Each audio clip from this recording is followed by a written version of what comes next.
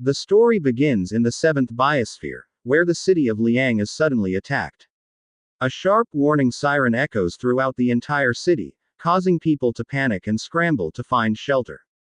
Moments later, countless blazing meteors pour down from the sky, like a rain of fire-carrying destruction.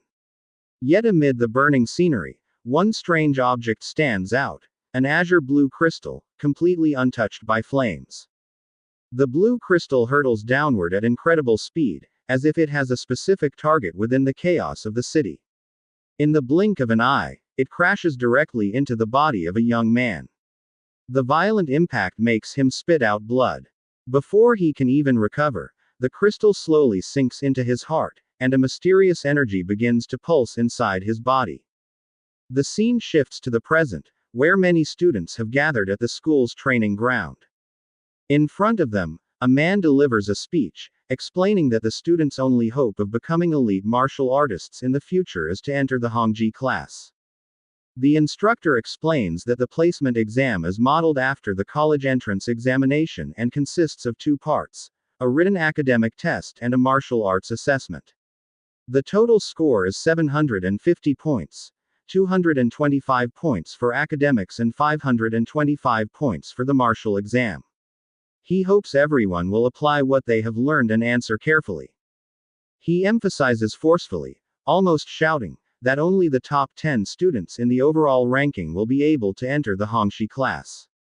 After that, he announces that the academic exam is about to begin and orders everyone to enter the exam hall in an orderly manner. As Chen Du prepares himself, his mind is crystal clear: this is his chance to become a martial artist. He recalls his first year of high school, when he suddenly lost consciousness and fell into a coma. Out of concern for his health, his parents were forced to apply for 2 years of medical leave for him. Now, he knows that this is his final opportunity. He must seize it at all costs. While walking toward the exam hall, he is suddenly struck hard by another man. It turns out to be a group of bullies, and their leader, standing in the center, arrogantly asks whether Chen Du is really planning to take the exam. The man mockingly says that anyone can dream of entering the Hongji class, but Chen Du, who has been on leave for 2 years since his first year, still dares to participate in the examination. With a frightening smile and reddened eyes, the bully stretches out his hand as he speaks. He says that this kid truly has guts: getting sick, taking 2 years of leave, and now directly charging into the Hongji class exam. Does he really think he is some kind of genius? Before the bully can touch him, Chen Du immediately grabs the man's hand with his own palm, gripping it tightly with tremendous strength. Coldly, he says that he appreciates the concern, but the man should worry more about how he himself is going to pass his own exam. After that, Chen Du turns around and walks away without hesitation. One of the bullies comments that Chen Du was obviously bullied back in his first year, yet now he has become so arrogant. What if they teach him a lesson after the exam? Their leader stops them. In his mind, he has already noticed that the boy's grip strength is far from ordinary. He scolds his companions, asking if they have no brains at all. If they are caught now, they will definitely be disqualified. It would be better to wait for the martial exam later. With a sinister smile, he thinks that if he, accidentally, cripples Chen Du during the exam, no one would be able to complain. Chen Du is now seated at his desk. He looks at the question on the screen, which requires a short answer. Describe the current state of the world and the first day of the High Martial Calendar. This is common knowledge, so he immediately begins answering. He recalls that in the year 2842 of the Old Era, a civilization from another world was discovered and launched an invasion of Earth. Humanity retaliated with nuclear weapons, but after 2 years, they were completely defeated in the war. More than 5 billion lives were lost under global nuclear radiation. Amid the catastrophe, humans broke through the limits of their bodies and began to evolve. On August 27, in the year 2860 of the Old Era, the life intensity of all adults reached level 2. That day marked the end of the Old Era and the beginning of a new age, the first day of the High Martial Calendar. The second question concerns key figures who made major contributions during the First War of the High Martial Era. The third question discusses the erroneous policies proposed by various countries regarding the restoration of world order. After answering all the questions, he immediately submits the exam. He rubs his head, looking somewhat dejected, but in truth, he is thinking that, as expected, his score should be perfect. He was never actually in a coma for 2 years. Instead, due to a mysterious injury, he repeatedly entered a strange space. The rewards he obtained there awakened his mental power and granted him a photographic memory. Thus, even though he had not attended school for 2 years, his confidence remained intact. Unfortunately, the total score for academics is only 225 points. He still needs to prepare thoroughly for the martial arts exam. After class, he returns home and informs his father that he is back. His father replies that it is perfect timing and dinner is already ready. As Chen walks toward his father, a piece of paper falls from his pocket. His mother picks it up and scolds him for being too clumsy, reminding him to make sure he does not lose his exam administration ticket. At the dining table, his father lays out the dishes. After a moment, he places something on the table and asks Chen if he knows what it is. Chen is shocked to recognize it as qi blood powder. He immediately asks where his father got it.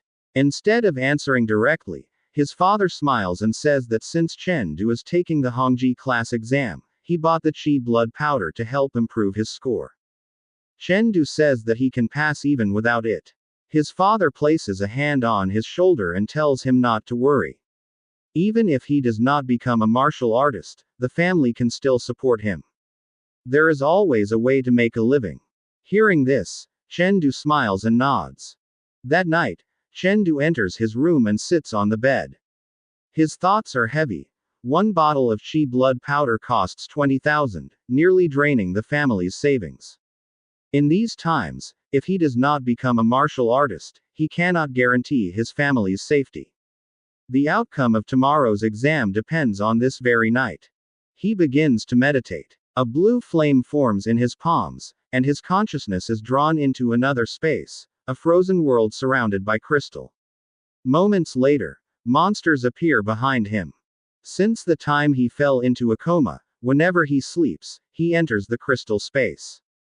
In this space, countless monsters exist with only one goal: to destroy the crystal, and his duty is to stop them.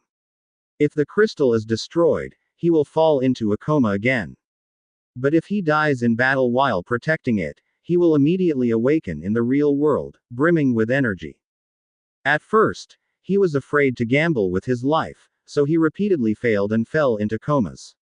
Later, he discovered that dying in battle granted abundant energy.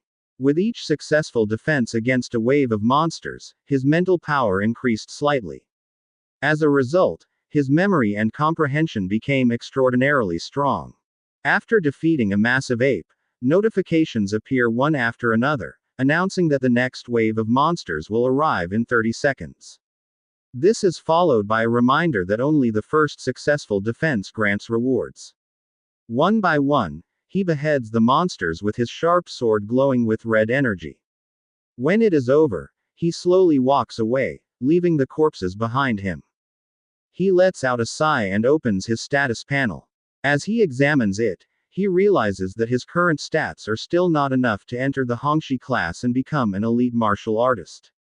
Immediately after, a notification appears announcing the arrival of the fifth wave of monsters. From the air, a gigantic red dragon appears, raging with fury, and immediately breathes out blazing flames.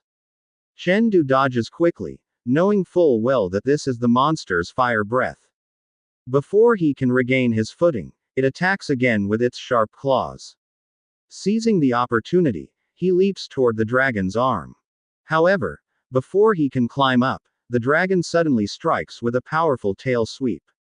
He blocks it with his sword, spinning through the air until he lands above the monster. As blue energy envelops his entire body, he realizes that after experiencing countless deaths, he has finally mastered the dragon's attack patterns and rhythm. He unleashes the flowing light sword art, breeze in the forest. Wrapped in blue energy, he crashes downward and strikes the dragon directly in the abdomen. The dragon slams into the ground, letting out a scream of intense pain. Chen stands atop its body, gripping his trembling arm, thinking the monster might go berserk again. He made a brief miscalculation, but fortunately, he is not seriously injured. The dragon attacks once more, but he dodges swiftly. He forces himself to calm down, because he knows that this time, he will definitely win. After dodging, he jumped again and shot upward, landing directly on top of the dragon. He tried once more to attack the monster while gripping his sword tightly. However, the dragon seemed to anticipate his movement and immediately prepared to bite him. With a swift twist of his body, he narrowly avoided the danger. Before he could fully retreat, the dragon launched another attack, its strike nearly brushing his face. Even so, at extreme speed, he managed to evade it once again. What followed was the dragon's eruption of blazing flames, forcing him to retreat immediately. At that moment, he realized that no matter how powerful his opponent was, having a smaller body still came with advantages, one of them being speed. Using all his strength, he hurled his sword. It shot through the air at incredible speed, flying upward and striking the dragon squarely on the head. The monster let out a scream of intense pain as flames continued to pour from its mouth. He did not stop there. In an instant, he appeared behind the dragon and slashed down with all his strength, cutting from its head down along its back, shouting out his skill, drums and gongs beating loudly. After that, he thrust his sword with full force into the dragon's back. A burst of blue energy exploded, streaking upward into the sky and completely piercing through the monster's body. The dragon crashed to the ground with a thunderous boom. Yet even after it fell, he did not let his guard down. The protagonist unleashed another extremely powerful slash at the dragon's body. Then he left his sword embedded in the monster and stood silently behind it. At that moment, a notification appeared. It congratulated him. He had successfully defended against 5 waves of monster attacks, and as a result, his mental power level increased by 1. But that was not all. Another notification appeared. Because he had successfully completed 5 consecutive waves, he obtained the Void Immortal Visualization method. Chen was shocked. As for the increase in mental power, he had little to comment on, but a visualization method was a completely different matter. He recalled the explanation from before. A visualization method was an extremely rare technique that allowed one to actively cultivate mental power. Even if he could raise its level through system rewards, a method that could be used continuously was far more valuable. Another notification appeared, reminding him to prepare, as the next wave of monsters was approaching. Calmly, he turned around while catching his breath, then suddenly froze. His eyes widened as countless gigantic monsters came into view, each with glowing red eyes. The sight alone nearly overwhelmed him. It took him a moment before he fully opened his eyes again. He realized that all of them had higher life intensity levels than his, and there were far too many of them. It seemed he would not be able to pass this stage anytime soon. Because of this, he decided to temporarily set aside the battle and prioritize the visualization method. He took out the glowing book. Blue energy flowed out from it and streamed directly into his head. In an instant, he was transported into a strange dimension, standing alone and gazing upward. Before him was a terrifying existence, smiling, with small yet intensely red eyes. It was so enormous that he was no more than an ant by comparison, as if he could be crushed at any moment. As his body and face seemed to be suppressed by its presence, he suddenly understood. So this was why it was called a visualization method.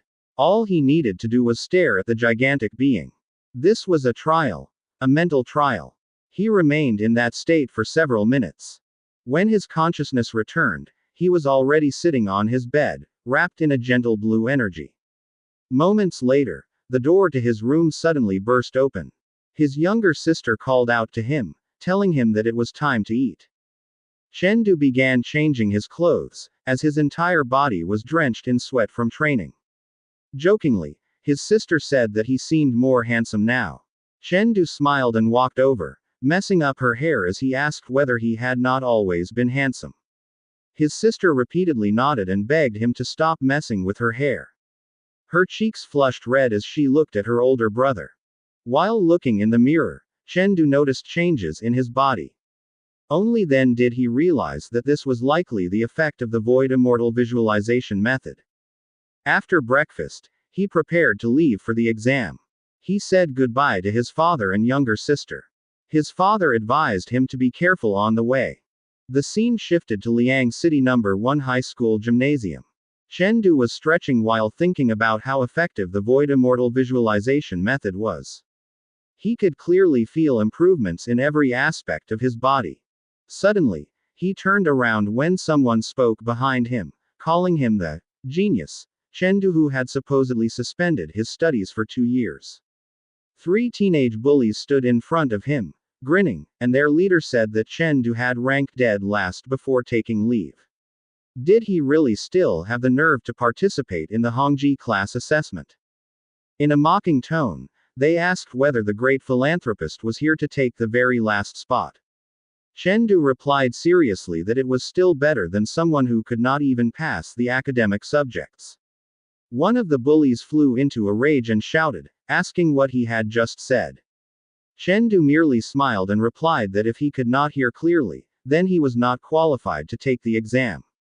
The leader of the bullies was furious and warned him not to be too arrogant.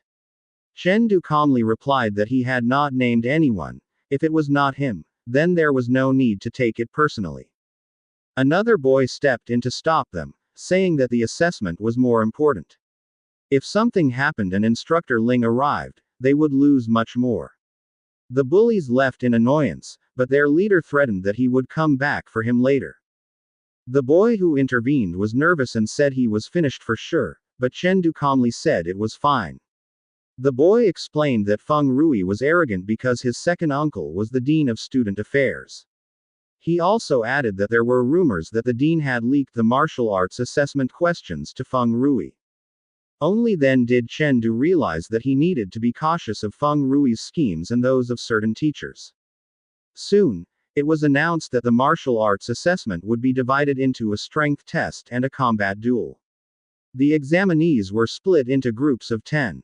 Chen Du immediately lined up and told the boy behind him that the exam was about to begin.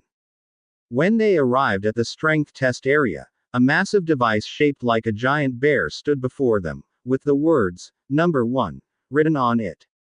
A last-place elimination system was implemented.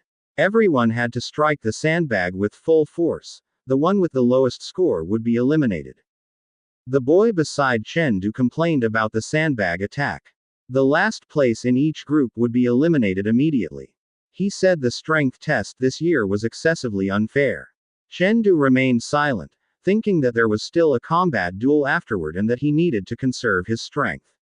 Using his speed, he gathered power in his fist and prepared for a powerful punch. Meanwhile, Feng Rui arrogantly said that this was easy and that he still had plenty of strength left. When the assessment began, both Chen Du and Feng Rui prepared themselves with determination. Feng Rui attacked first. His punch was powerful, and the sound echoed loudly, delighting his followers. They even boasted that it had almost reached 1,400 jin in strength.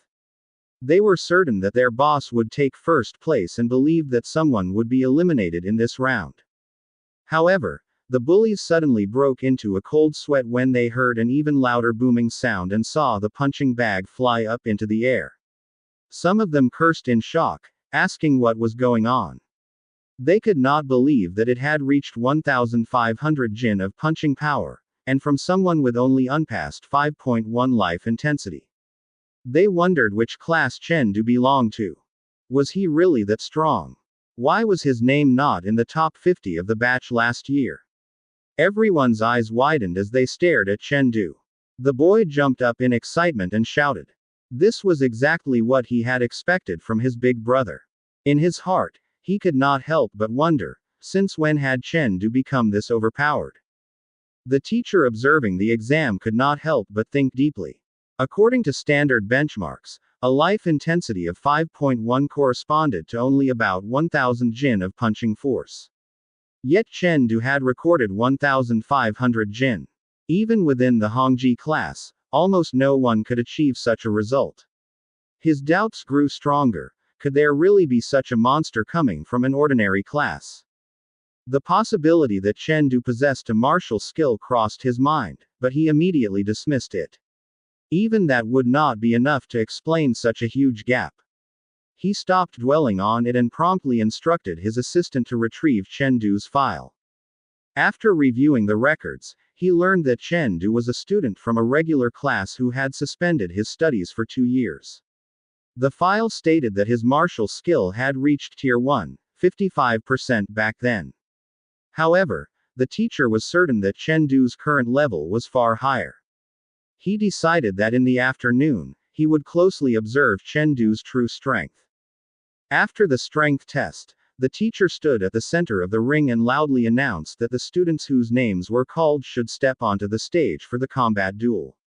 The first name called was Chen Du, followed by Feng Rui. The students were shocked. Even though Chen Du had only just returned to school, his score in the strength test was extremely high. Some wondered whether he had a chance of winning. However, others quickly replied that it was impossible. Feng Rui was bound to win. In real combat, martial skill was what truly mattered. Brute strength alone was not enough. At the center of the stage, as the two prepared, Feng Rui arrogantly told Chen Du not to think that just because he had beaten him before, things would be the same now. Chen Du smiled and, in a faintly mocking tone, replied that he hoped Feng Rui would still be able to remain arrogant later. Feng Rui moved immediately. He leapt forward and used his martial arts stops war, launching an extremely fast series of attacks. Chen Du calmly dodged each movement. He blocked the final strike with his sword. With just a few simple moves, he managed to land a hit, striking Feng Rui in the face and causing his nose to bleed. The force of the blow nearly knocked Feng Rui backward, sending him skidding across the floor. Feng Rui burned with rage. In his mind, he was the one who deserved to enter the Hongji class. His eyes reddened with fury as crimson energy enveloped his body. He launched another attack, the technique he called well-preserved reputation. Bursts of energy shot out in succession like threads, flying toward Chen Du. Chen Du dodged and blocked them one by one with his sword. Feng Rui leapt again and unleashed a powerful slash, shouting for Chen Du to die. Part of the stage was shattered by the force of the attack, yet Chen Du suffered only minor damage, barely more than a scratch. Chen Du realized that fighting a human was completely different from battling monsters in the crystal space. Feng Rui once again gathered energy in his hand and swiftly released a devastating blast. Chen Du met it head-on with his sword, which glowed with blue light. Their attacks collided, causing a violent explosion and a deafening shockwave that echoed through the area. Immediately after, Chen Du suddenly unleashed a flurry of attacks. Feng Rui was caught off guard. His weapon was nearly knocked from his hands. A powerful wave of blue energy swept past him. Behind Feng Rui, a leaf drifted gently downward, but in an instant, Chen Du sliced through it. That single slash inflicted severe damage on Feng Rui, and blood spurted out. Even so, Feng Rui refused to give up. He pulled out a dagger from his side and charged forward again, attempting to stab Chen Du. But before he could succeed, Chen Du delivered a heavy punch straight to his face. Feng Rui was sent flying off the stage, nearly losing consciousness. All the students were stunned. Some even wondered if they were dreaming. The boy accompanying Chen Du was completely dumbfounded. He never imagined that the dark horse would be his own big brother. The students behind them could hardly believe their eyes. Some cursed under their breath, while others whispered, asking whether Chen Du had taken drugs. The teacher immediately ordered the medical team to check on Feng Rui's condition, while instructing the next students to prepare for their duels. As Chen Du was about to leave, instructor Ling stopped him. Ling approached him, and Chen Du immediately bowed, explaining that he had been in a hurry earlier and had not fully controlled his strength, so he apologized. Instructor Ling smiled and said that injuries were normal in combat duels. He advised Chen Du to be more careful next time and not to forget to stretch after returning home, as it was obvious that he had exerted himself in the fight. Chen Du thanked him and left. As Instructor Ling watched him go, he thought to himself that Feng Rui had been utterly defeated, yet Chen Du did not have even a single visible injury, clearly the result of an overwhelming gap in martial skill. The teacher instructed Wang Kai to call the principal, who responded immediately. After that, Chen Du walked toward the virtual combat capsule. It was still early, and his father and younger sister had not yet returned home. In his mind, even though he did not have a permanent sparring partner, it was fortunate that the school had such facilities. By lying inside the capsule, he could be matched with martial artists of a similar level. Since he usually fought monsters in the crystal space, he had rarely used the virtual combat system, so his rank was still only bronze. He plugged the capsule into the outlet, thinking that Feng Rui's humiliation would definitely not end here. Feng Rui would likely send people to harass him and try to stop him from entering the Hongji class. He quietly sat down and activated the virtual capsule. Combat records here were automatically registered in the Blue Star Youth List, an official ranking used for college and transfer examinations, and a recognized list of geniuses across all ecospheres of the world. Even within the Hongji class, only a few students were on this list. Thus, if he could enter it, he would surely gain an opportunity to enter the Hongji class through sheer strength. Upon entering the virtual space, he immediately put on a mask, a pig mask. He appeared in a vast open area and looked around, wondering where his opponent was. He did not realize that the opponent was already above him. A voice spoke, saying that his reaction was too slow. A woman dropped down from above, holding 2 daggers, ready to attack. Chen Du immediately blocked the woman's sudden attack. In a smooth and practiced motion, he parried her attack with his sword, enough to redirect the strike and prevent a direct hit. As a result, his opponent quickly retreated. The woman distanced herself, letting out a slight laugh, clearly pleased with Chen Du's reaction. She praised his quick reflexes, but at the same time warned him, this was not a school test. In a real battle, there was no need to wait to clearly see the opponent, much less to greet them before attacking. Those words struck Chen Du. Determined, he readied his sword. From its blade, a blue light gradually emerged, accompanied by the surge of intense martial presence. He firmly told the woman that he had learned his lesson, and this time, he would not give her another chance to attack stealthily. In an instant, he acted. He swiftly swung his sword, drawing a clear and bright blue wave of energy through the air. The woman easily avoided his consecutive attacks, each movement effortless. Yet on Chen Du's final swing, the sword's edge nearly passed across her face. Without hesitation, she suddenly shifted her position and used the pale dragon point thrust. The woman was surprised, questioning whether that was truly the pale dragon point thrust. It was clearly a piercing strike, but Chen Du executed it as if it were a continuation of the previous motion, not as a separate attack. The woman then kicked Chen Du with full force, sending him flying backward. While doing so, she sternly told him that the flowing light sword art should not be confined to a single form. One must contemplate the essence of the martial art itself. As he flew through the air, Chen Du reflected on her words. She was right. Why had he limited his sword's movements to one form? Yet he couldn't help but wonder how she knew his sword technique. He dodged her next rapid attack, but this time his pig-shaped mask was torn. In the blink of an eye, the woman appeared before him and firmly warned him not to lose focus. It was then that Chen Du fully realized the strength of his opponent. He could not even discern what foundational martial arts she had studied. He tried to meet the next attack head-on, but once again, the woman changed her position. She appeared above him, preparing another strike. She attacked with purple energy, fast and fierce, scolding him for being careless. Chen Du could only curse silently in his mind, calling her a cheating camper. At the same moment, a system window appeared. He had been defeated, losing 10 victory points. Sitting in the virtual space, he seriously reflected on what had happened. He knew that if it were purely a matter of raw strength, he had a chance to win. But his opponent had chosen stealthy attacks.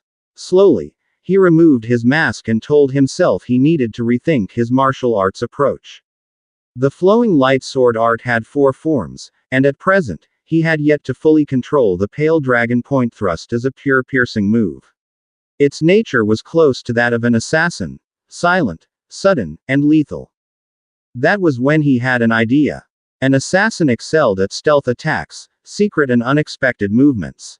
He realized that his fighting style had been too direct. He wanted to try this new perspective in a real battle. Once again, he pressed the holographic keyboard.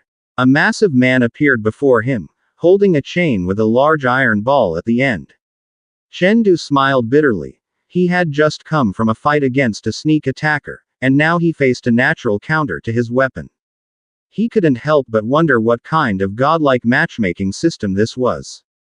Yet he did not hesitate. He ran swiftly, preparing to strike. His sword glowed blue once more, and with full confidence, he unleashed his martial arts. In front of the giant man, his speed and technique were clearly evident. He swung his sword, leaving a blue wave of energy, and shouted, painting the ground as a prison. It struck the man's abdomen but was insufficient to cause serious damage. He immediately followed with an upward sword swing, using golden drums ringing to the heavens, striking the opponent's head directly. The giant man shouted in anger and told Chen that this was not how one used a sword.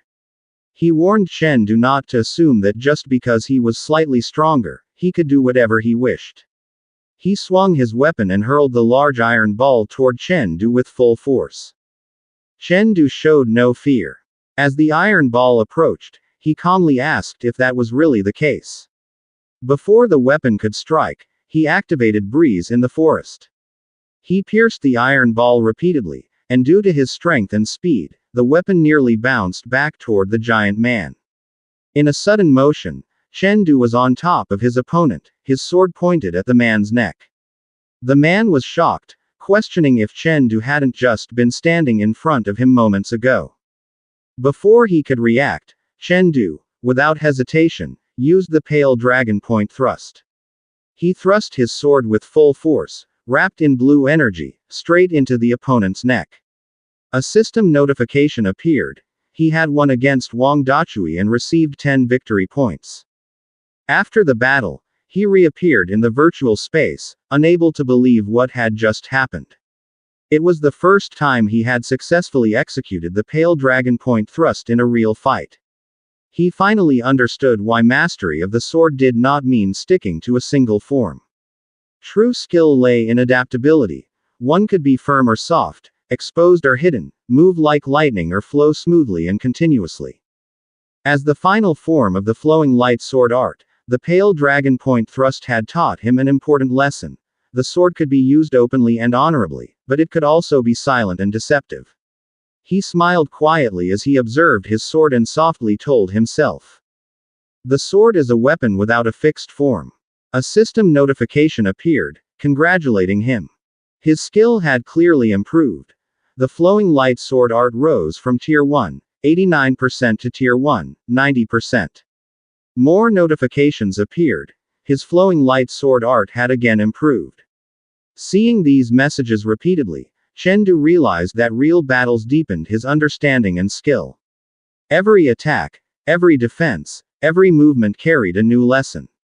Thus, within the virtual space, he wished to fight again and again, striving to understand the essence of the flowing light sword art. His battle continued until he felt hunger. At that moment, his bracelet suddenly vibrated. Another notification appeared.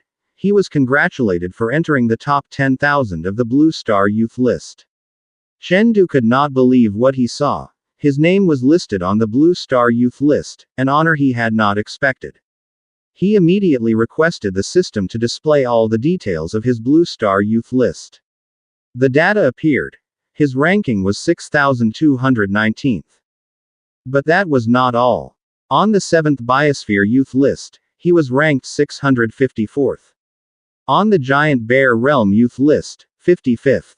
On the Purple Cloud District Youth List, 7th. On the Liang City Youth List, he was listed first. Chen Du was overjoyed. He had not expected that after acquiring the Pale Dragon Point Thrust, he would become number 1 on the Liang City Youth List. This guaranteed his spot in the Hongxi class, a class for elite students with potential to become the strongest. The scene shifted outside Liang City number 1 high school. Many students were walking toward the school, including Chen Du. He suddenly froze as someone called his name. A teacher, visibly furious, approached and scolded him loudly. Did he not know how to greet a teacher? Where was his manners? The teacher was Feng Ligyu, dean of students at Liang City number 1 high school and the second uncle of Feng Rui. Chen Du was shocked but quickly offered a proper greeting. Good day, teacher. In his mind, he wondered, who was this man? The teacher approached, pointing at him, saying that in the new semester he would conduct a general inspection of students' attire and conduct. He asked Chen Du what he was wearing. He answered seriously, the school uniform. Students nearly stifled their laughter.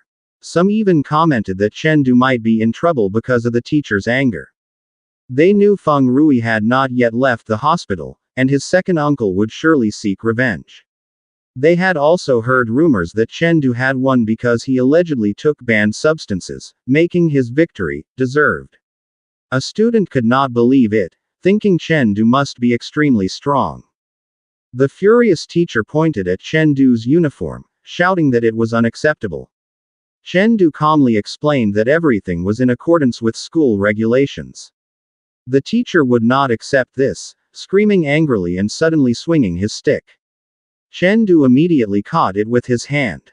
The teacher continued shouting, saying that Chen Du was defying discipline, opposing a teacher, and would be reported to the principal for expulsion. Amid the tension, someone suddenly asked, who is looking for him? Everyone turned toward the two approaching men. One was Li Mu, principal of Liang City number 1 high school, and the other was Wang Angquan, the mayor of Liang City. The teacher hurriedly pointed Chen Du out to the principal, but he was ignored. Li Mu immediately approached Chen Du politely and asked if he was indeed Chen Du. Chen Du nodded in response. He spoke respectfully as the principal explained that they had come specifically to see him. The principal also introduced Mayor Wang, who directly placed a hand on Chen Du's shoulder as a sign of respect. Chen Du bowed to both the mayor and the principal, then asked if he could know why they were looking for him. The mayor explained that Chen Du had become number 1 on the Liang City Youth List and had entered the top 10,000 of the Blue Star Youth List. They needed to see what kind of talent he possessed. The mayor joked with a laugh, what kind of monster is this? The teacher and the students were utterly shocked. They could not believe that Chen Du had entered the Blue Star Youth List in the top 10,000, a feat exceeding everyone's expectations. The entire school was thrown into shock when the news was finally confirmed. Chen Du was one of the rare few, 1 in 10,000, officially listed on the Blue Star Youth List. The announcement spread across the campus like lightning, leaving students frozen in disbelief. In that moment, everyone finally understood just how powerful Chen Du truly was. From the strength he had displayed, it was clear that he no longer needed any kind of enhancement to defeat Feng Rui. In a single instant, everything was overturned. The class that had once been mocked and dismissed as weak was completely humiliated. Because of this sudden turn of events, Chen Du was immediately summoned by the principal and instructed to report to the meeting room. There was an important matter to discuss. After the meeting, he was informed that he would officially return to the morning class. Teacher Ling would personally explain what Chen Du had learned the previous day and oversee his formal transfer. When the teacher who had belittled him earlier heard this news, they collapsed into a chair, shock and anxiety written plainly across their face. Inside the meeting room, the students respectfully greeted the mayor and the principal. The guests were then introduced. Senior students from Liang City number 2 High School and Liang City number 1 High School. Among them were Lu Bo and Morit, both well-known figures on the youth list. For a brief moment, their eyes met Chen Du's. None of them recognized one another, yet an unmistakable tension filled the air the instant their gazes crossed. The mayor spoke directly and laid out the plan. 100 cities under the Purple Cloud District would hold a large-scale competition for high school seniors. Each city would send its 3 strongest students, selected based on official data recorded at 6 o'clock the previous evening. The tournament would be overseen by a martial artist above level 15 and hosted at City Number 1 High School. The mayor went on to explain that the top 10 participants of the 100 Cities War would receive significant rewards, bonus points for the college entrance exam and substantial cash prizes, starting at 10 points and 100,000 yuan. As Chen listened, his expression grew serious. He was beginning to grasp the true weight of this competition.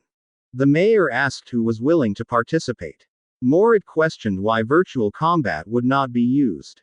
The mayor explained that real combat was far more effective, and martial artists would be present to ensure safety. Participants would wear specialized protective suits and use standardized life intensity levels. Even so, the danger could not be completely eliminated. In his mind, Chen calculated quickly. At his current level, he was already within the top 20 of the entire district, and with his rapid progress, reaching the top 3 was not impossible. The mayor added that even failing to reach the top 10 would still be valuable, as the experience would allow them to measure their strength against their peers. There was no need to place excessive pressure on themselves. Without hesitation, Chen declared that he would participate. Lu Bo and Morit followed, both choosing to join as well. The mayor was pleased and emphasized that true heroes are forged in youth. He informed them that they would be notified once the departure schedule was confirmed and dismissed them to return to class. As Chen walked back to the classroom, he remained deep in thought. He knew that if he could place within the top 3 of the 100 Cities War, his parents would no longer have to exhaust themselves working from morning until night. With that in mind, his goal became crystal clear. No matter what, he had to reach the top 3. When he arrived at the Hongji class, he immediately noticed that the desks and seats were no longer assigned by name, unlike his previous class. He sat down in an empty seat, but before he could settle in, a large student suddenly shouted at him and ordered him to move. The student grabbed Chen by the shoulder and demanded to know who he was and whether he was worthy of sitting there. Chen looked up at the towering figure and couldn't help thinking it felt like a bear had wandered into the classroom. The student's name was Pang Hu, one of the top 10 students in the Hongji class. Chen slammed his hand down on the desk, a quiet but unmistakable warning. He met Pang Hu's gaze head-on, fearless, which clearly caught Pang Hu off guard. Chen couldn't help wondering what era this was, and whether such blatant bullying still existed in schools. Before the situation could escalate further, a hand suddenly appeared between them.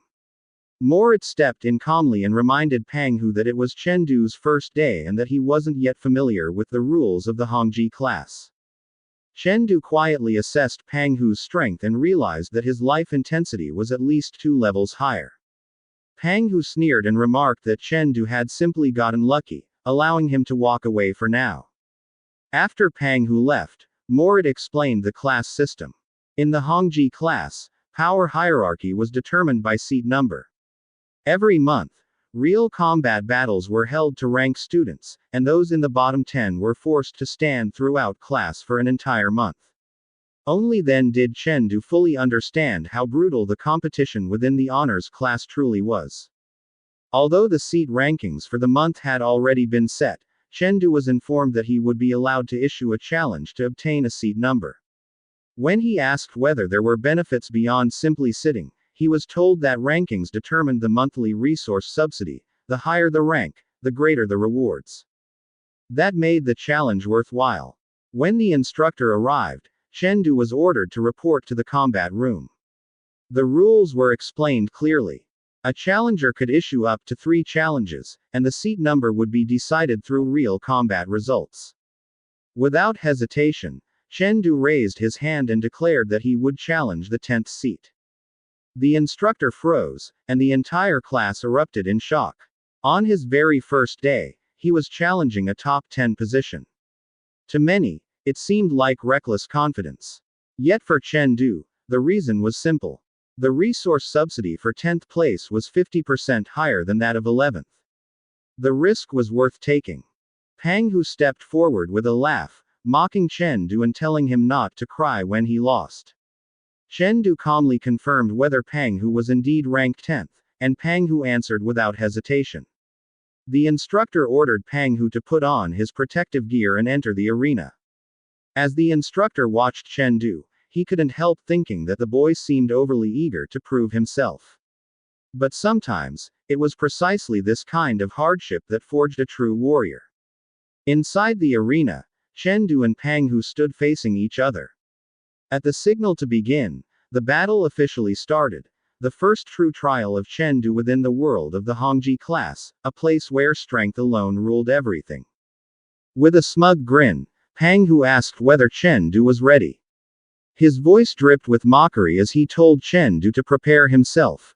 Soon enough, he'd be hugging Pang Hu's leg, crying and begging for mercy. Chen Du's reply was cold and brief. As a faint blue aura began to seep from his body, he simply said, "Let's see." In the next instant, Pang Hu moved. His massive weapon swung forward at terrifying speed, the strike aimed straight at Chen Du's face. Before the blow could fully land, Pang Hu shouted arrogantly, declaring that Chen Du's reaction was far too slow. That shout sent unease through the watching students. One by one, they began analyzing the fight. From their observations, Chen Du's life intensity was a full level lower than Pang Hu's. In battles like this, even a 0.1 gap could determine victory, let alone an entire level. To them, the fight was already over. Chen Du was guaranteed to lose. Yet amid the ridicule, Teacher Lim noticed something strange. His gaze sharpened as he carefully examined Chen Du's data. Chen Du's life intensity had reached 5.2. That shocked him. Just yesterday, it had been 5.1. Only one day had passed. How could it increase so quickly? Meanwhile, Pang Hu laughed loudly, confidently declaring Chen Du defeated. He swung his weapon again with full force. But suddenly, his expression changed. He felt nothing connect. Startled, Pang Hu looked down. There stood Chen Du, steady, calm, and already positioned to counterattack. A brief silence followed. Then Chen Du smiled faintly. In the next instant, he unleashed his move. Pale Dragon Point Thrust. A sharp, explosive burst of blue energy erupted from Chen Du's body, slamming directly into Pang Hu's massive frame. The impact sent Pang Hu flying through the air before he crashed heavily onto the ground. The crowd froze. Immediately, Teacher Lim grabbed Chen Du's arm. Shock was written all over his face as he recognized the technique. He demanded to know whether Chen Du's martial skill had already reached Tier 1 Perfect. Chen Du calmly explained that he had simply gotten lucky and broken through last night. But to Teacher Lim, that explanation was even more terrifying. Advancing nearly 10% overnight was nothing short of unbelievable. Teacher Lim snapped out of his thoughts when Chen Du gestured toward the hand still gripping his arm. With an embarrassed sigh, the teacher let go and straightened himself. Then, in a loud, firm voice, he announced the result.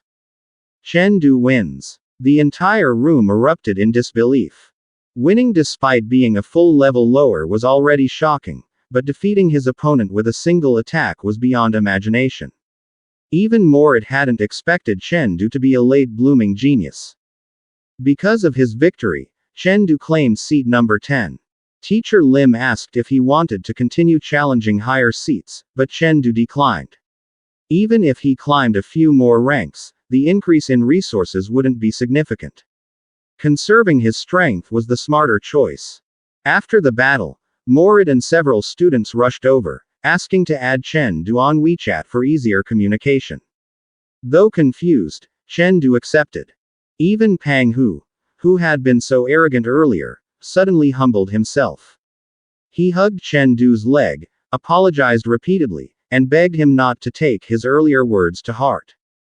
Chen Du said nothing. In his mind, Pang Hu was simply someone who knew when to bow, and when to stand tall.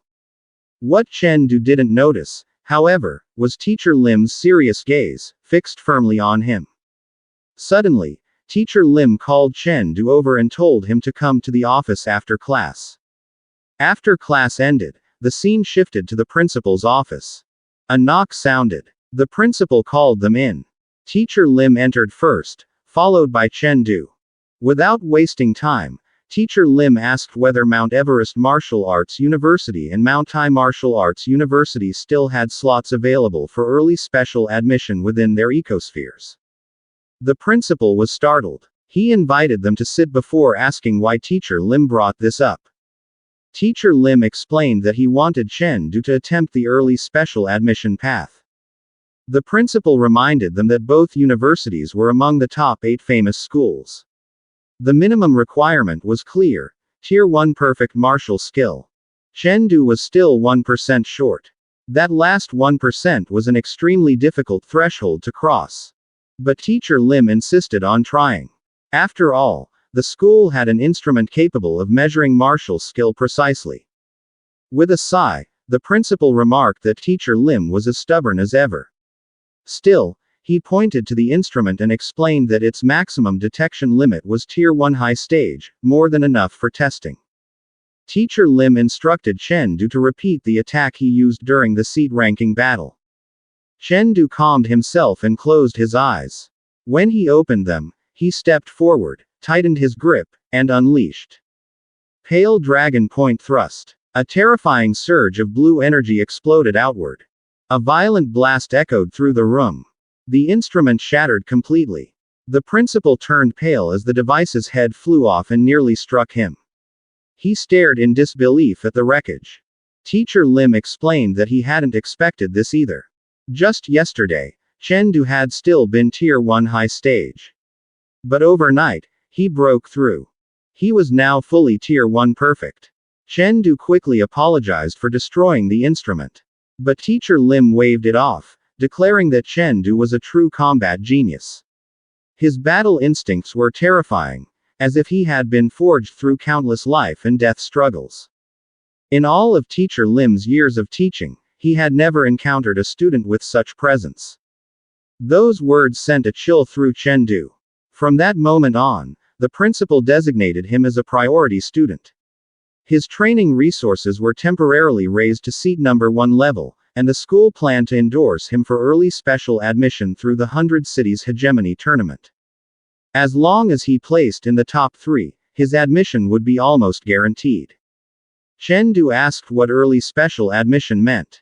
Teacher Lim explained that the normal college entrance exam required a life intensity of at least 6.5, nearly impossible to reach in such a short time.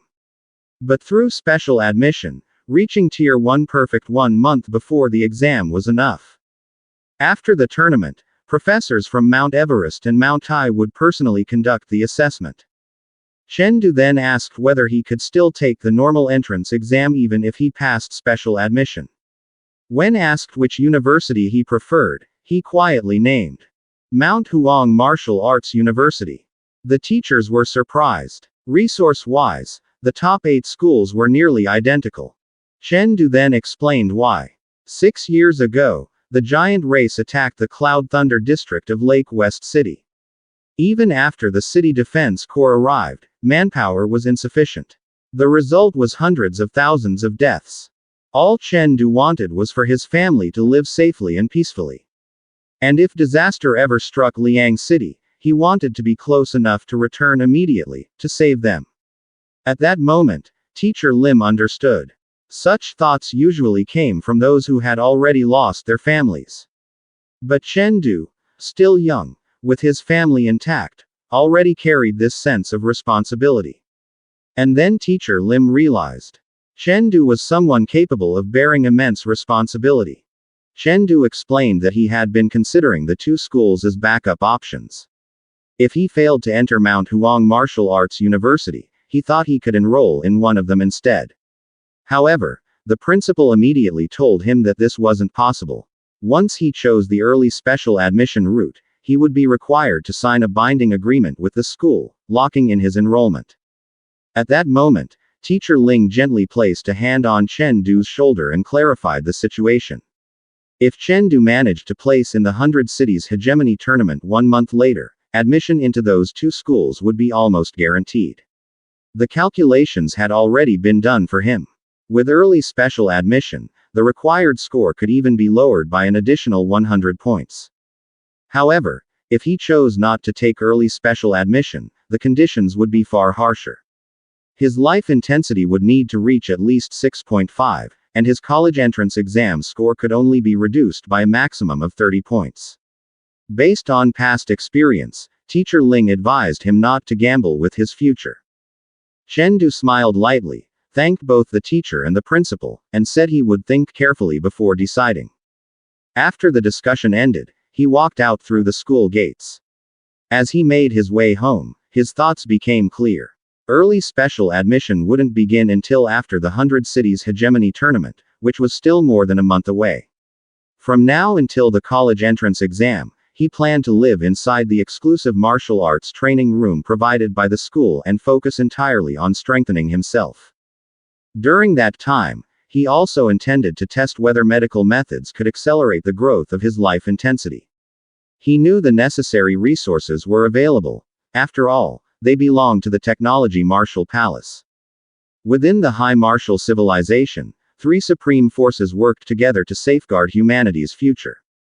The first was the Extreme Martial Palace, responsible for confronting alien civilizations. The second was the Technology Martial Palace, which enhanced humanity's overall strength. The third was the Martial Artist Alliance, tasked with maintaining social order among humans. The Technology Martial Palace had been founded by Durags, recognized as the second strongest individual in the entire civilization.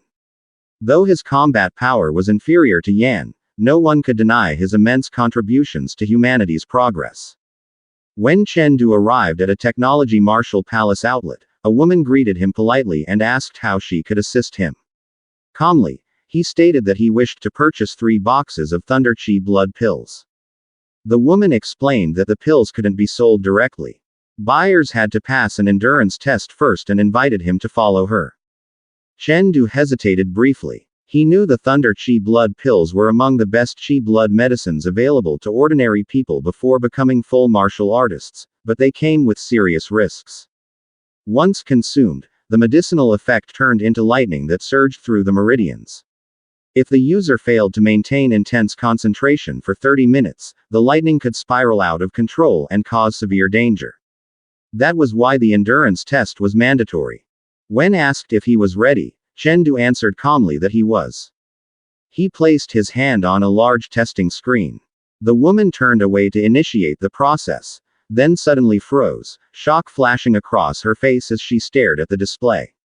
Moments later, Chen Du could be seen leaving, while the woman hurriedly contacted the technical department, reporting a possible malfunction in the testing machine. The scene shifted to Chen Du's private martial arts room. He carefully read the instructions on the medicine he had purchased.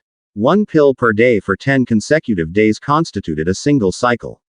At most, 3 pills could be taken at once, still counting as one 10-day cycle. A warning was clearly stated. Taking 3 pills simultaneously would cause pain 5 times greater than a single pill. Regardless of dosage, the effect would last 30 minutes. After 3 to 5 cycles, antibodies would form, and the medicine's effectiveness would gradually weaken. Chen Du realized that the endurance test he had taken earlier represented only half the pain of a single pill, almost trivial. Taking 3 pills at once would mean pain 10 times greater. Even so, he believed he could endure it. Without hesitation, he swallowed all 3 pills. The moment the medicine took effect, his eyes widened. Violent lightning surged through his entire body. He clenched his teeth and endured the unbearable pain. Eventually, the lightning faded, though his body continued to tremble. Only then did he realize it was over. He took a deep breath, drenched in sweat. A notification appeared. Life intensity increased from 5.2 to 5.3. A smile spread across his face. He was now only 1 step away from 6.5. As his life intensity continued rising at an accelerated pace, Chen Du made a decision. He would abandon the early special admission route. He had originally planned to rely on the pills for an entire month, but given his body's condition, 10 days might already be the limit. Based on the funds in his card, he could only last 55 days. That meant he had no choice but to place within the top 2 of the 100 cities hegemony tournament to secure enough funding to continue growing. Not long after, Chen collapsed onto the floor. He hadn't expected the Thunder Chi blood pills to hit so hard on the first use. The residual lightning energy left him temporarily unable to move. Since his body couldn't act, he decided to strengthen his mind instead and entered crystal space. Throughout the night, he fought green firefly giants. Although he didn't fully defeat them, his mental power increased significantly. When he returned, he stretched his hand and smiled faintly, the battle still vivid in his memory. Soon after, the school's resource subsidy arrived. Filled with anticipation, Chen headed to class. The instructor introduced a combat method for martial artists, mental power attachment. The teacher's name was Yadai, the mental power instructor of Hongji class and a member of the Martial Artist Alliance. Chen quickly realized this was a special course exclusive to Hongji class. Only students with Tier 2 mental power were qualified to learn it. He also noticed that the teacher's life intensity exceeded 15. The teacher explained that as martial skills increased, physical strength naturally improved. However, when mental power was used correctly, it could achieve twice the result with half the effort. Physical strength spread throughout the body, while mental power could concentrate excess strength at a single point, greatly increasing explosive force. The ability to mobilize every strand of strength across the body. That was the true role of mental power attachment. Chen noticed that none of the students seemed surprised. Clearly, most of them had already learned and mastered this technique. Still, the teacher reminded them that before mental power reached Tier 10, the amount of physical strength it could harness remained limited. For that reason, he didn't recommend focusing on it excessively. For high college entrance exam scores, life intensity remained the priority. Afterward, the teacher produced a short flute and announced that he would measure everyone's mental power using Song of Exhaustion. He instructed all students to stand and expressed hope that their results would surpass those of the previous semester. He also stated that Chen participation was optional and wouldn't affect his exam score. Chen was surprised. Clearly, the teacher assumed that with only Tier 1 mental power, he would fail the moment the flute sounded. Even so, Chen chose to participate. In the teacher's mind, youth were naturally competitive. Mental power wasn't something easily mastered, and many students in Hongji class struggled with it. Still, since Chen was being observed by Ling Yun, the teacher planned to offer guidance if he failed. Before beginning, the teacher instructed everyone to focus completely and use all their strength. The Song of Exhaustion would drain both body and mind simultaneously. The students responded in unison, signaling their readiness. After the entire class confirmed their agreement, Teacher Yadai slowly raised her flute and brought it to her lips. The moment the first note sounded, a deep and resonant tone filled the room, carrying an unusual sense of power. From the melody, strands of purple energy spread outward like mist, gradually expanding until the entire classroom was enveloped. Soon, a vague figure began to take shape in front of Chen. It was not completely physical, yet it carried a clear sense of threat. Within his consciousness, Chen was drawn into a mental battlefield against an opponent shaped by the teacher's power. Before he could fully assess the situation, a fierce kick rushed toward him. It nearly struck his arm, but he managed to brace himself in time. In that instant, he understood. This was mental-style physical hypnosis. Despite the sudden assault, he remained composed. A faint smile curved at the corner of his lips as he calmly parried the consecutive attacks. Teacher Yadai quickly noticed Chen unusual calmness. He showed no panic, not even the slightest frown. She realized that his mental power was far more resilient than she had initially estimated. The heavy pressure she exerted seemed no more burdensome to him than eating or drinking. As the flute continued to play, she quietly decided to increase the intensity of the mental pressure to test his true limits. Across the room, the situation was completely different for the others. Knees began to weaken. Some students could no longer stand upright. A few cried out in exhaustion, while others clutched desks for support to avoid collapsing. Several openly admitted they could not endure it any longer. To Teacher Yadai, this was not surprising. She had expected that most of them would not last under such strain. When she turned her focus back to Chen Du, she saw that although his body trembled slightly, he remained standing. He did not give in. Her curiosity deepened. Murmurs spread among the students. How could Chen Du still stand under this level of mental assault? She knew that Chen Du's family was not wealthy, making it almost impossible for him to rely on mental enhancement items. That led her to consider whether he possessed an innate talent for mental cultivation. Martial arts and mental power followed entirely different paths, and it was rare for someone to excel in both. In all her experience, she had never encountered a student quite like this. Meanwhile, Fang Hu could no longer withstand the pressure. Breathing heavily, he dropped to his knees and grabbed a desk to keep from collapsing. Even in his exhaustion, a faint smile appeared on his face. To him, Chen Du's endurance proved that his earlier defeat had not been due to weakness. His opponent had truly been strong. Suddenly, a loud thud echoed through the classroom. Everyone turned to see that the class number 1, Morid, had fallen to the floor. In that moment of defeat, he realized that Chen Du's dominance was not limited to physical strength. His mental power was equally extraordinary. If only his background had been different, he might have had the ability to enter one of the top 3 universities. Teacher Ya Dai could not conceal her shock. The top student had collapsed at level 6, yet Chen Du had endured into level 7. Determined to witness his ultimate limit, she raised the mental intensity by another level. Standing with his eyes closed, Chen Du's breathing grew heavy. In his mind, the towering image of a muscular man appeared, preparing for a final assault. A moment later, it charged forward. The force of the punch drove him back. When an even stronger strike landed, it felt as though he had been thrown from his position. He abruptly opened his eyes. Sweat soaked his forehead, and his breathing was uneven.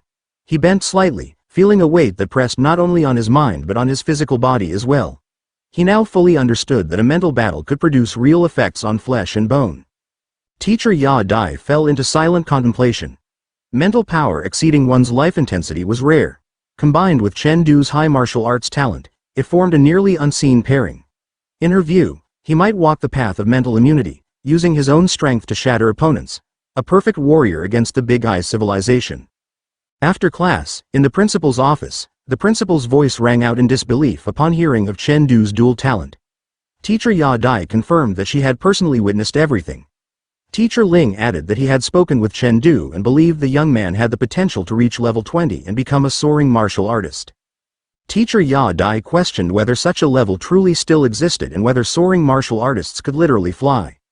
The principal nearly held his head in excitement as he explained that a soaring martial artist was 1 in 10,000 favored by fate. It was a realm suited for geniuses like Chen Du.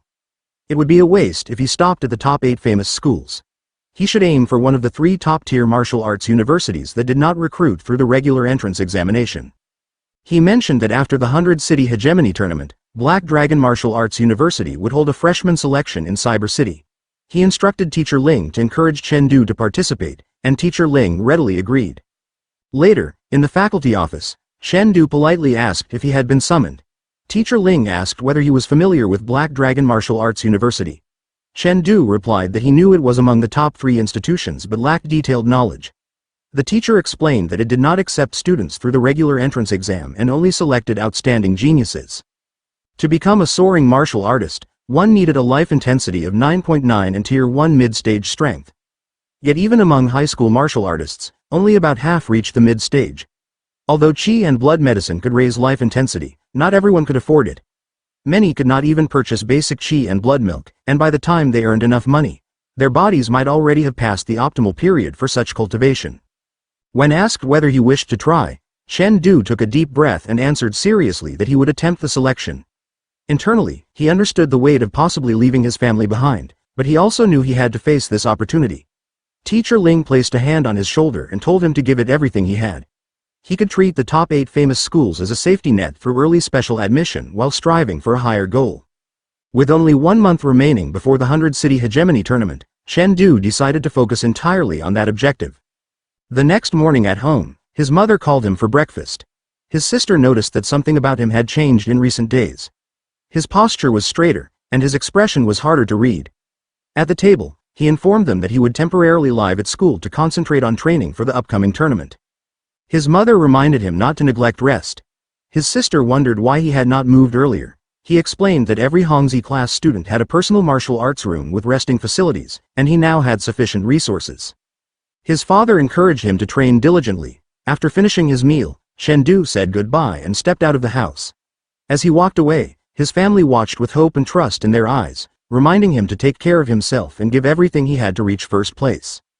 As soon as Chen Du stepped onto the campus, he did not slow down.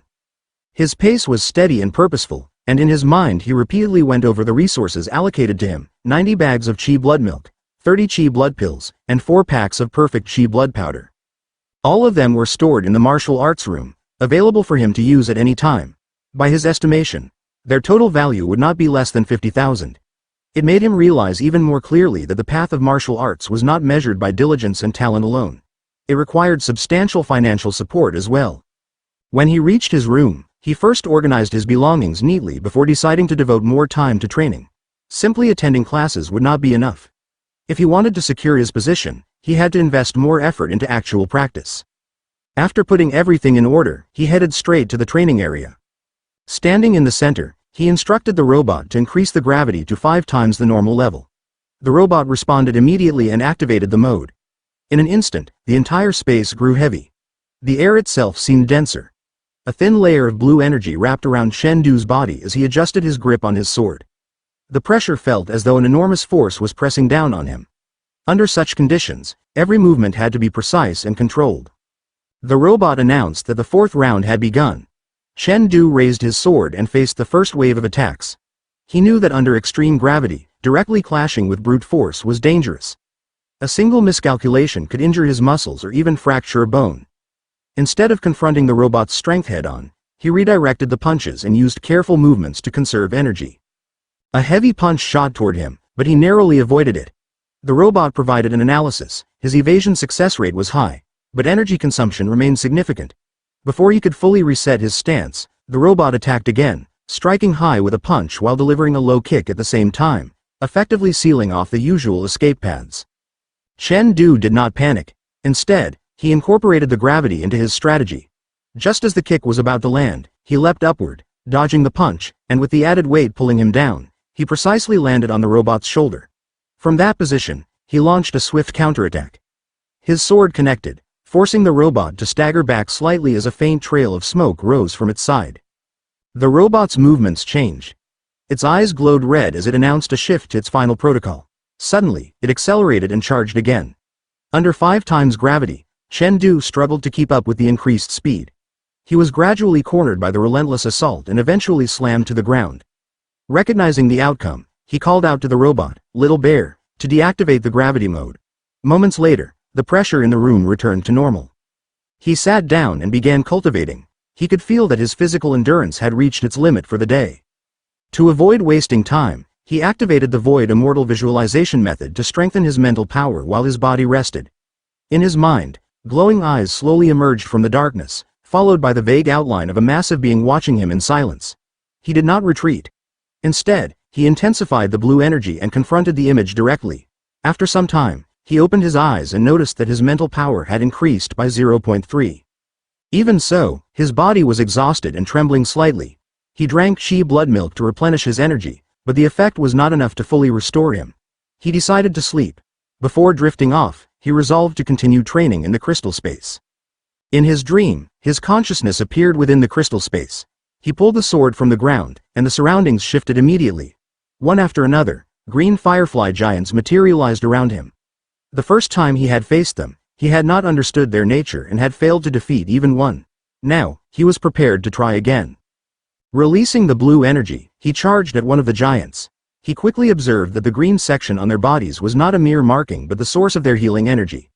Their defense was thick, and they possessed no other special abilities.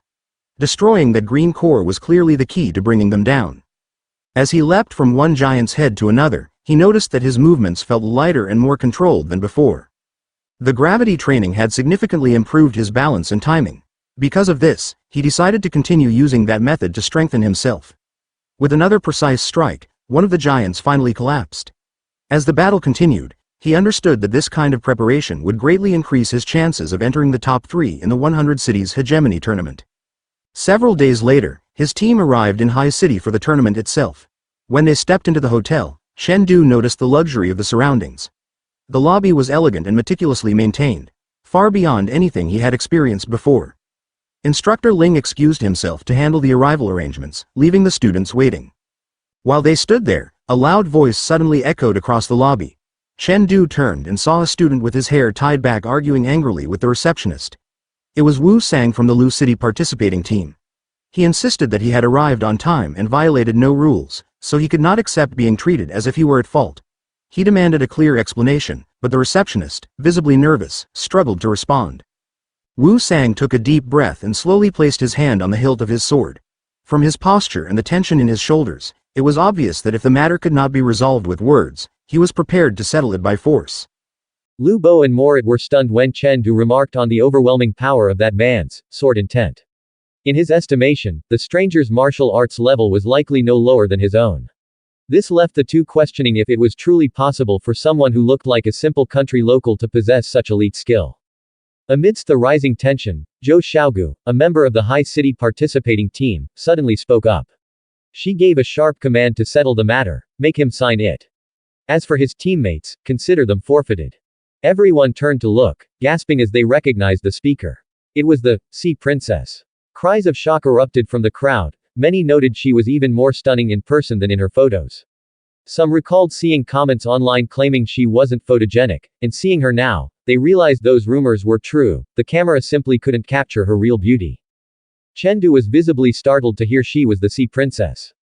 Noticing this, Morit nudged him, asking if he had a crush. Morit quickly advised him to give up on that dream immediately. Her name was Zhou Xiaogu, the only daughter of Principal Zhou Cheng of High City No. 1 High School. In terms of family power, wealth, reputation, and raw talent, she stood at the very peak, a true, favored child of heaven. According to Morit, Chen Du didn't stand a chance. But Chen Du was deep in thought. He felt certain he had seen that face before. Suddenly, it clicked, she was the cunning camper who had ambushed him in virtual combat, the girl who sold nuclear bombs. Her face was identical. Back then, he assumed her avatar was a system-generated masterpiece. He never imagined a real person could actually be that beautiful. Morit grew even more confused when he saw Chen Du start to smile. Chen Du smiled with a new sense of determination, amused by the irony of meeting an internet friend in real life.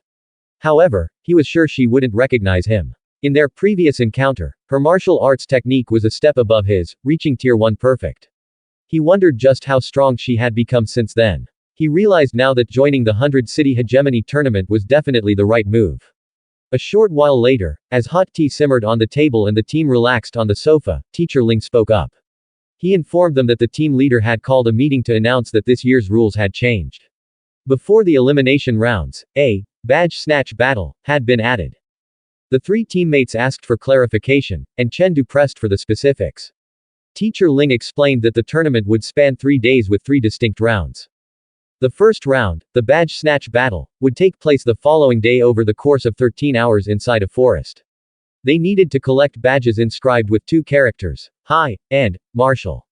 Once the badges were secured, they had to reach the finish line to report. A team's success would depend on how many members made it to the end. When Chen Du asked about the total number of badges, Teacher Ling revealed there were only 50 High badges and 50 Martial badges. This meant a maximum of only 50 teams could pass. Consequently, at least half of the participants would be eliminated on the very first day. The second round would be a 1 versus 1 elimination tournament. Teacher Ling warned that there would be very little rest. 150 contestants would battle throughout the day to narrow the field down to the top 10 for the final round. While opponents would be chosen randomly, the system would ensure that teammates would not have to fight each other. Lu Bo and Morit breathed a massive sigh of relief at that news. Both were thinking the same thing. Thank goodness we don't have to face that madman Chen Du. As Teacher Ling described the rewards of gold and jewelry, he added that the third round was the top 10 battle. Reaching this stage practically guaranteed success, as everyone in the top 10 would receive bonus points and cash rewards. Breaking into the top 3, however, would depend on their physical condition. 3 days of continuous combat with almost no rest and the constant threat of injury would take its toll. The winner of the top spot might not necessarily be the strongest in a one-on-one fight, but they would certainly be the one with the most comprehensive overall strength. He then emphasized a critical point: killing was strictly forbidden, both in the competition and in real life.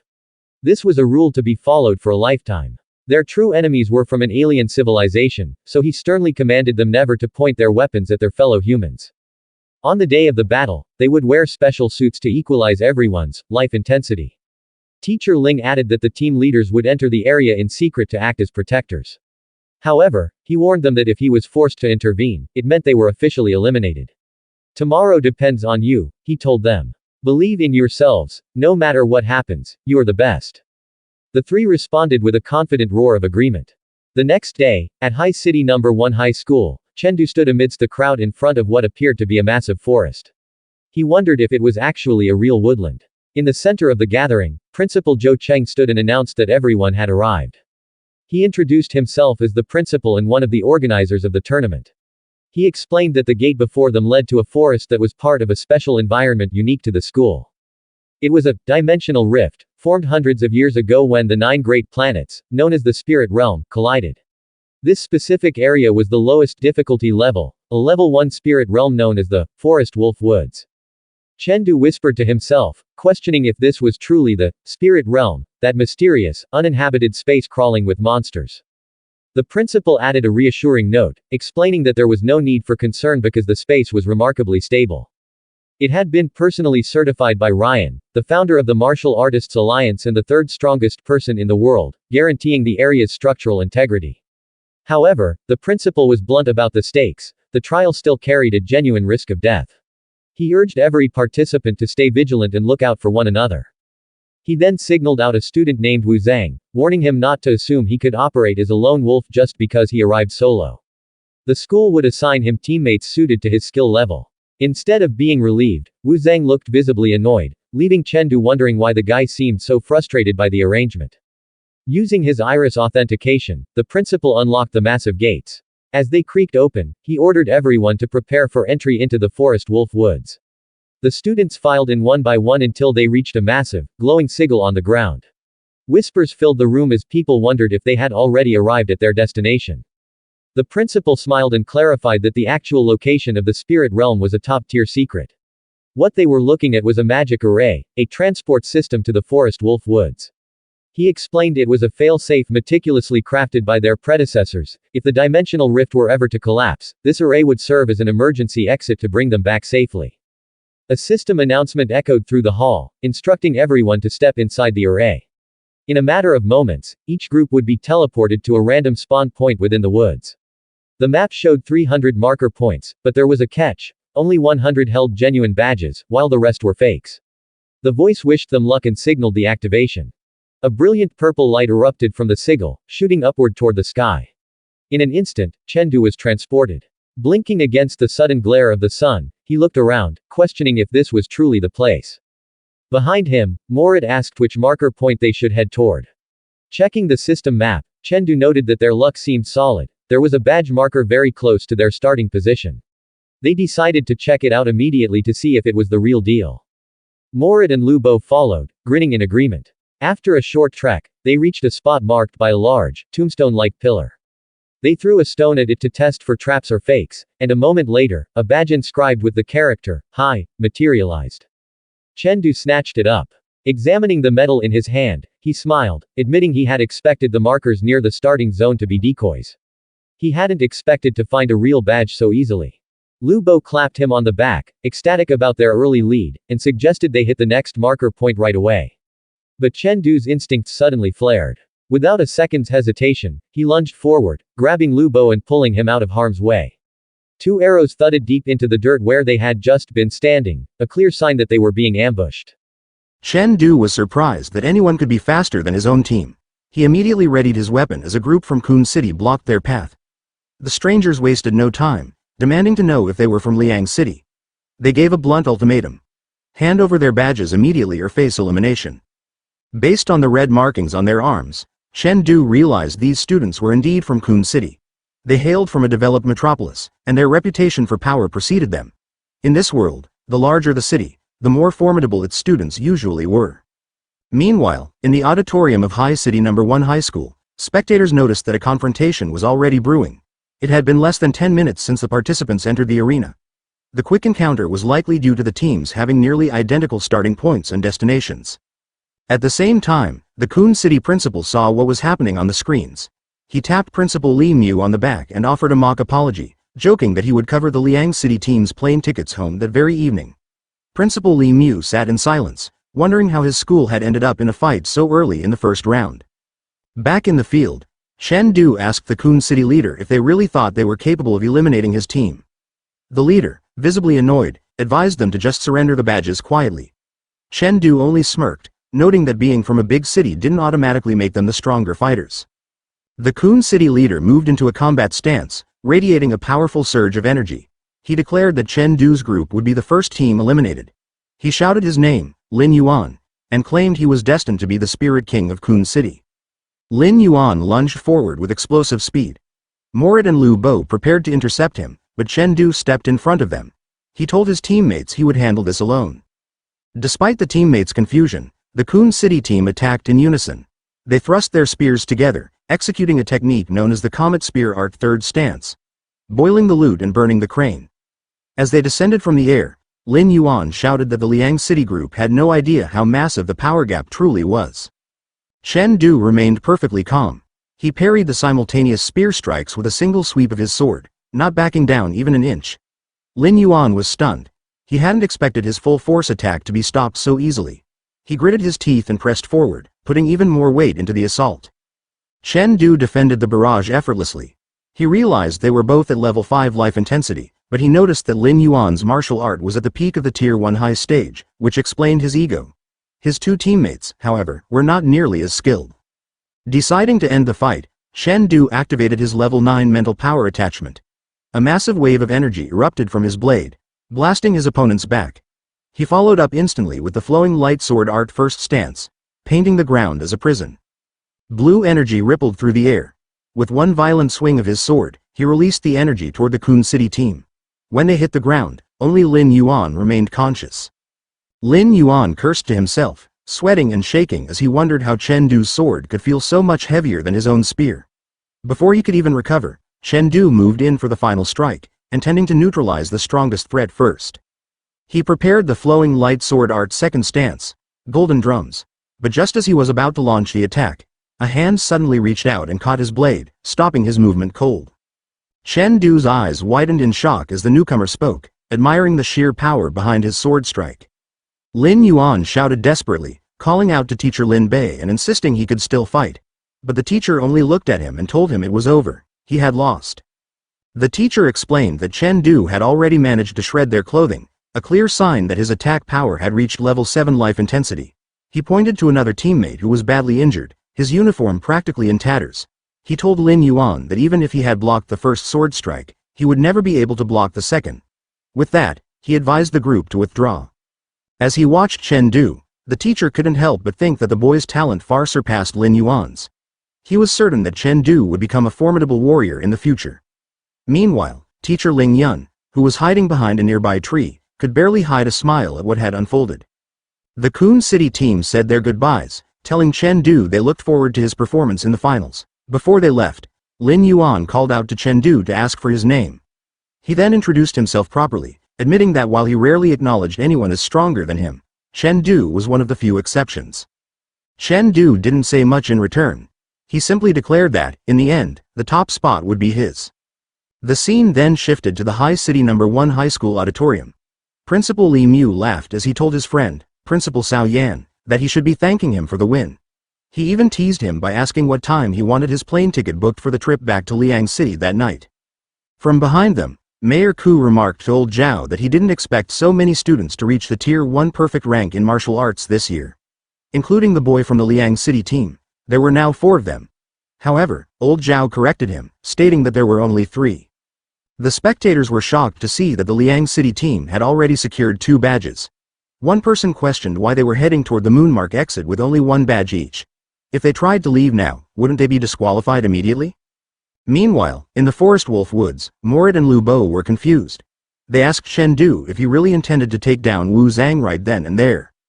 Chen Du answered seriously, deciding to speak plainly. With his strength, he explained, getting 2 badges wasn't the difficult part. But he wanted to win the championship. To him and Wu Zhang, first place wasn't just about prestige. He needed the $1 million prize money just to survive. His teammates were stunned by his words. Chen Du broke it down simply so they could understand the situation. The seeded players in this competition are Zhou Xiaogu and Ku Zhongtian from the High City team, and Wu Zhang from the Lu City team, he said. High City has 2 heavy hitters, and we can't beat them both. But if we eliminate Wu Zhang now, our chances of winning go up. Lu Bo understood the logic but worried that they were just helping the High City team by removing their biggest rival. Chen Du shook his head. If he didn't take out Wu Zhang now, he might not even make the top 3. Logically, all 4 of them could make it to the second round, but teammates aren't allowed to fight each other in that stage. Since High City is the host, he suspected they would intentionally pair him against Wu Zhang to clear the way for their own players. In the second round, even if I or Wu Zhang wins, we would still have to face 2 High City members back-to-back in the third round, Chen Du pointed out. He then asked them the ultimate question. Do you really think anyone can defeat 3 Tier 1 perfect opponents in just 2 days? The chapter ends here. Watch out for our upcoming uploads. Don't forget to like, share, subscribe, and click the notification bell so you'll always be updated on our future videos.